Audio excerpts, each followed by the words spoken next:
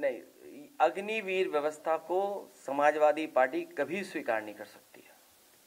और मैंने सदन में भी कहा कि मैं खुद मिलिट्री स्कूल में पढ़ा हुआ हूँ, मेरे साथ के ऑफिसर्स हैं, और जब कभी मैं नौजवानों से मिलता हूँ, खासकर जो तैयारी कर रहे हैं नौजवान, उनसे मैं मिलता हूँ, और आम लोगों में ये बात है कि ये अग्निवीर व्यवस्था खराब है, हमारे देश की सुरक्षा से समझौता है, और बजट की वजह से ये समझौता नहीं हो सकता।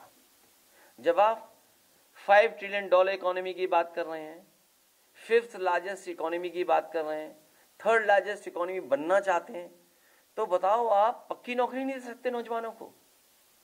तो ये आंकड़े किस बात के हैं? झूठे आंकड़े हैं। इसका मतलब अगर 5th लार्जेस्ट इकोनॉमी आप बन रहे हैं दुनिया के और तीसरे बन जाएंगे आप, तो आप फौज को पक्की नौकरी नहीं दे सकते फौज के अंदर? नहीं, अग्निवीर व्यवस्था को समाजवादी पार्टी कभी स्वीकार नहीं कर सकती है। और मैंने सदन में भी कहा कि मैं खुद मिलिट्री स्कूल में पढ़ा हुआ हूँ, मेरे साथ के ऑफिसर्स हैं, और जब कभी मैं नौजवानों से मिलता हूँ, खासकर जो तैयारी कर रहे हैं नौजवान, उनसे मैं मिलता हूँ, और आम लोगों में ये बात है कि ये अग्निवीर व्यवस्था खराब है, हमारे देश की सुरक्षा से समझौता है, और बजट की वजह से ये समझौता नहीं हो सकता। जब आप $5 ट्रिलियन इकोनॉमी की बात कर रहे हैं, 5th लार्जेस्ट इकोनॉमी की बात कर रहे हैं, 3rd लार्जेस्ट इकोनॉमी बनना चाहते हैं, तो बताओ आप पक्की नौकरी नहीं दे सकते नौजवानों को?